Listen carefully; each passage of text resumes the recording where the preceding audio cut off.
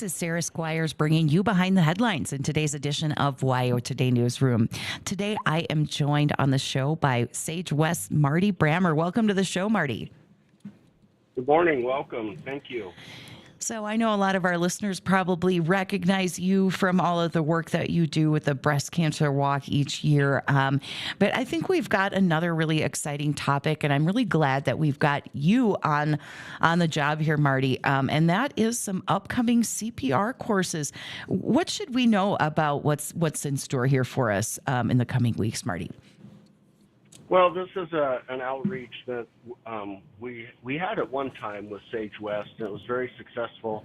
And then COVID snuck in its ugly head and shut down a lot of things, like as we all know and hate to remember. But we've revamped everything, and we're going to start back up with these community CPR classes starting next month. All right. So I'm just going to kind of go over the basics here. So folks, grab your backs of envelopes, your pens and paper. The courses are going to start here on Tuesday, February 24th. That one's going to be in Lander at SageWest. Then we've got Tuesday, May 26th at SageWest in Riverton. Then Tuesday, August 25th at SageWest in Lander. And then we're coming back around to SageWest in Riverton on Tuesday, November 17th. Now, all these classes are from 6 to 9 p.m. And if you are interested in registering, you can head to SageWest. Just go right up to that front desk. You can make your payment. It's a $50 fee. Get your coursework and get set up. If you've got questions, the number to call is 307-235-4684, or you can email Marty directly at marty4him@gmail.com. Now, I think, sometimes we sort of look at life and say, everything happens for a reason, but sometimes we make things happen. We get the ball rolling, and, getting brushed up on CPR, getting certified, knowing that you know what to do in case of an emergency can make such an impact, going forward. Marty, can you kind of fill in the gaps here? Why are some of the reasons that it's really important to make sure that you've got it straight, what to do when someone needs CPR? Well, we all like to be prepared, and because we are pretty independent Wyoming folks, and we have that rugged individualism, but we're all part of a community. And I always say Wyoming is one small town with very long streets. I consider all of us neighbors and friends, and we should look out for each other. And so I know if my neighbor came over and asked for a shovel, I'd gladly not just give him a shovel. I might go help him dig, because that's how we are. CPR is a vital key in surviving a heart attack or a stroke when it happens to somebody. And the thing is, because we live in a kind of a wide open rural area, most of Wyoming, we don't know how soon first responders can get to a victim in any circumstance. And if we're that person, we could be the first responder for somebody who's suffering a major life event. And really, I worked in the cardiac lab at the hospital in Casper for a long time. And what really I saw in the years I did that, the success rate coming out of somebody surviving this kind of event was all based on how soon and how good was the initial CPR started. Not necessarily by the ambulance people, not by Lifeline, not by fire department, police, but by lay people on the street, out in the country, on the road, wherever they came upon somebody who needed help. If they knew what to do and got CPR started, that sometimes made the world of difference, not just on survival, but on the quality of survival. Because when we're doing CPR, our goal is, we think about CPR as only being the heart and the lungs, but we're using the heart and the lungs as tools to keep oxygen-rich blood pumped to the brain, because it's the brain that controls, kind of who we are and our quality of life and our function, And so if we can provide blood to the brain until advanced care shows up, that makes all the difference in the world of not just survival, but quality of life after survival. Yeah. I've got a little story. I don't know if people know this. Sometimes I tell this story, but One time I was at work and I actually had the opportunity to perform CPR. And so the way it happened was I was at my office and I was walking down the hallway and I turned the corner to find a coworker who had collapsed in the break room. And there were about four other coworkers standing there frozen in their places. And I immediately ran to the phone to call 911. And one of my frozen coworkers said, "We already called 911." And then I kind of pivoted on my heel and I dove towards my coworker who was on the ground. And one of my colleagues and I performed CPR until the ambulance workers arrived. And I often look back at that. So he actually had a massive widowmaker's heart attack. And the doctor said that he was, technically dead before he even hit the ground. But because we Sure. were able to reach him so quickly, he made a recovery. I mean, he did have some follow-up cardiac care that was needed. Obviously, he had a problem that caused the heart attack. But it was, maybe a week later, and he was up and at him. And, as far as I could tell, he didn't suffer brain damage or anything like that. And it's because we were able to act quickly that we had such a positive outcome in that situation. But I always think back to my coworkers who were frozen, and why that is. Sometimes we can handle adrenaline in different ways, and sometimes we don't really know what to expect or how we're going to respond when we're faced with an emergency like that.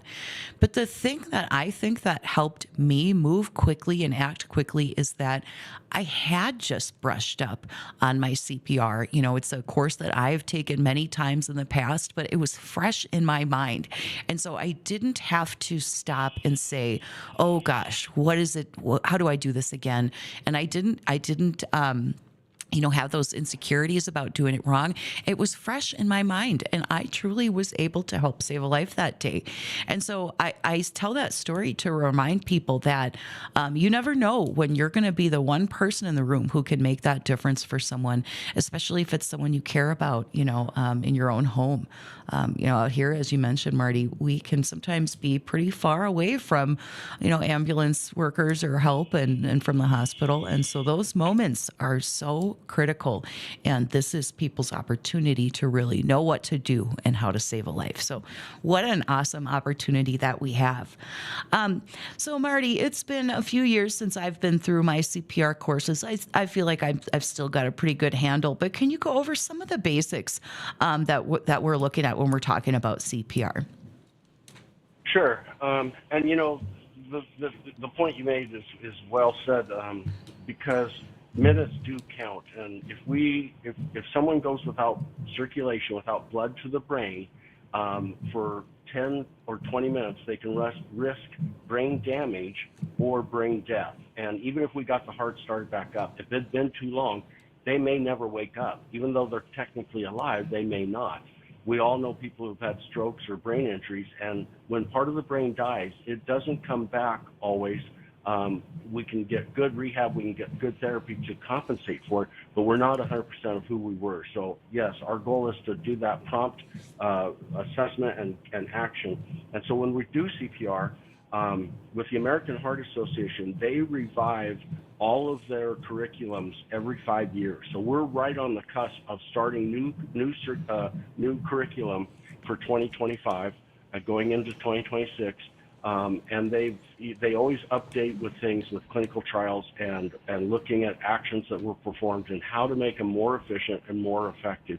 And so we'll teach good hand placement, good posture, good body mechanics to do CPR, because you may only do it 5 minutes before an ambulance shows up. You might end up doing it for an hour or 2 or 3, and it's hard. And with good body mechanics and good posture, it's not about strength or muscle mass. It's about using your body effectively to provide that compression on the heart to pump that blood.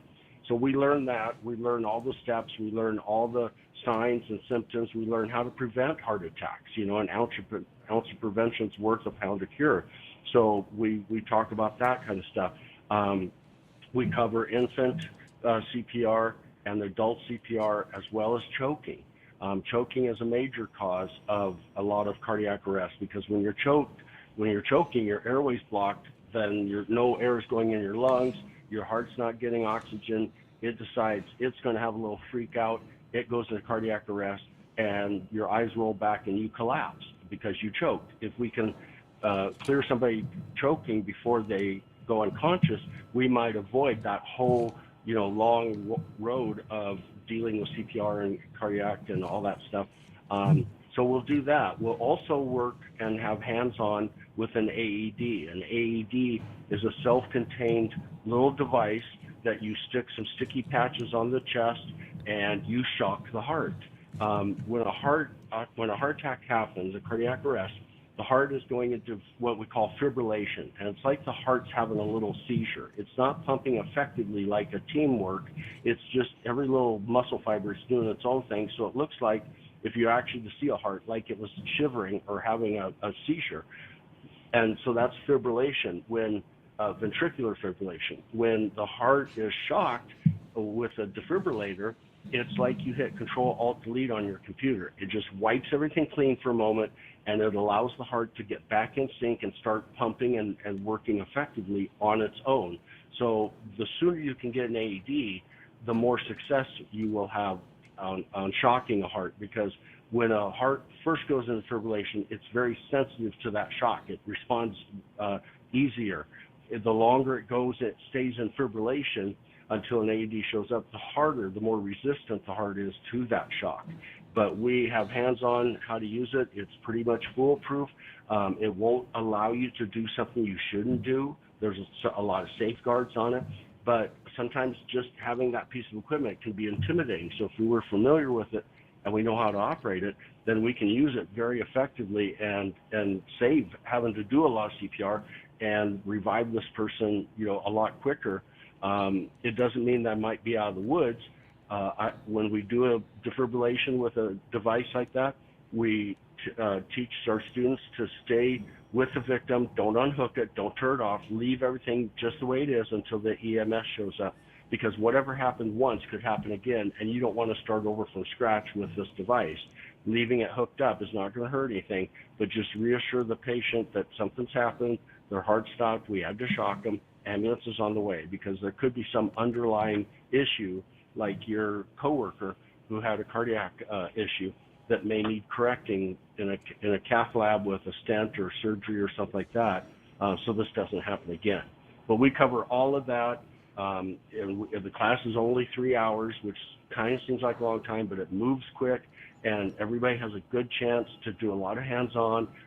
I give a lot of feedback, and really, give people the confidence that, hey, if they were in that position, they could step up, they could do it, and they could save a life like you did. Yeah. I was reading a study, Marty, not too long ago, and it was like the top list of settings that were, if you had a heart attack, you were most likely to survive, and it was like, hospital, casino, and all of the places, what they had in common was that there were a lot of people there. So you were less likely to have a heart attack and not be noticed. And I thought that was really interesting, because when you think about getting CPR certified, making sure that you know how to perform CPR when you're needed, it doesn't have to be a crowded location. They just need you to be there. So it's so interesting that, the statistics, when you look at it, it's really, you're kind of narrowing it down to the likelihood that there's going to be a person nearby who knows how to perform CPR. That is the key to saving a life. So I wanted to go over those dates one more time again for folks here. If you're interested, if you want to make sure that you have the tools in your toolbox to help save a life here in Wyoming, whether it's someone you know, someone in your family, someone you love, or someone just on the street or at the office, check out these courses. The first one's Tuesday, February 24th at SageWest in Lander, then Tuesday, May 26th at SageWest Riverton. Then we're headed back to SageWest in Lander for August 25th, and then looking out ahead to November 17th at SageWest in Riverton. Each of these courses are from 6 to 9 p.m. And if you want to register, you can just walk right into SageWest at the front desk, make your $50 payment. You get your coursework, your book, and signed up and ready to go. Of course, if you've got questions, you can reach out to Marty at him@gmail.com. Now, before we get going here, Marty, I'm wondering if you can kind of think back to, when you've taught this course in the past and you've got the folks walking in the door, as they're walking out, can you talk about kind of what they're equipped with or what they're leaving with that is so valuable after becoming certified and going through the CPR course? Well, they're walking out with knowledge, and we know knowledge is power because, like you said, with your coworkers who didn't know what to do, they're frozen, they're stuck there, and that's a horrible feeling. I would never want that for anybody. They're given the knowledge of what to do and how to do it, and they're given lots of practice, so they build muscle memory, so they know, the response, the knee-jerk reaction. It's as if you were driving and a deer ran out. Hold the steering wheel, let up the gas, press the brake, control the situation as best you can. You didn't have to stop and really think through the steps. You just knew what to do. You had that knee-jerk reaction. So they'll have muscle memory to train their bodies, know what to do. Also the confidence to do this because, even, and I don't mean to say we're going to teach bad CPR, but even bad CPR is better than no CPR, any effort. And a lot of people are like, well, I don't want to put my mouth on a stranger. And you don't have to. If there's a situation where it's a stranger and you're not comfortable, or it's trauma, somebody had, some bleeding around the mouth and you didn't want to put your mouth there, I wouldn't want to either without a barrier device. But you can do just compressions, just hands-on compressions on the chest, and that has proven to be life-saving, even without the blowing in the lungs and providing the air, because there's still oxygen reserves in the body that once you get that blood pumping by doing compressions, it can sustain life and might sustain it long enough because we have prompt EMS service in this county. We can get somebody there quickly and effectively. The other thing is also, when we come upon a situation, and one of the things we say is, we look at the situation, make sure it's safe. We don't want to become a victim ourselves, but we say, oh my gosh, I need an AED. Someone get an AED. Well, if you're that person that someone said, go get an AED, I like to inform people where AEDs are, because a lot of people are like, well, where are they? And I'll teach this, is think in large public places, like you were saying. A casino would have an AED, not just a hospital, a doctor's office, a courthouse, a library, a gymnasium, schools, large shopping centers, bus stations, airports, places like that. Our church has one here in Lander that I've trained people to use. They're safe, they're effective, they're foolproof, and they work. And so if you knew right where to go to get one, the closest public spot, that's knowledge. That's, saves so much time. And so a lot of that, it is a lot of information. We're starting these off, doing them quarterly through this year. We used to only do them in Lander. I suggested going to Riverton so we can broaden the scope of people who can, have the availability of class nearby. If these fill up and the public response is positive and there's more demand, we would maybe perhaps look at, offering them monthly, alternating between Lander, Riverton, SageWest campuses, and providing more. These are great classes for Boy Scout troops, lifeguards, babysitters, grandparents who are raising grandkids that need these skills, just everybody and anybody. All my daughters growing up, when they were 13, 14 years old, they took a class I taught because they wanted to babysit. And so if I'm a family I'm looking for a babysitter to watch my toddler, I would feel a lot more comfortable knowing I had a young person come in who knew CPR, who had some skills and some knowledge and wasn't afraid. So I hope they walk out with all of that. I try to make it as positive an experience as possible, because like if you had this situation come up again for some reason, because you had a positive experience, you wouldn't hesitate to do it again. it doesn't mean that every pitch we're going to hit a home run. Sometimes life doesn't work out that way, but we have to keep swinging. And so I want to teach people how to swing. Absolutely. Well, I want to thank you so much for joining me today, Marty, and going over these opportunities for folks to really prepare themselves to be ready in case they're needed to save a life. So thank you so much for joining us today, Marty. I appreciate the opportunity, and have a beautiful day, Fremont County. Absolutely. Today's show is sponsored by Porter's Mountain View Supply. Check them out at 750 East Sunset Drive here in Riverton, or give them a call at 856-6066.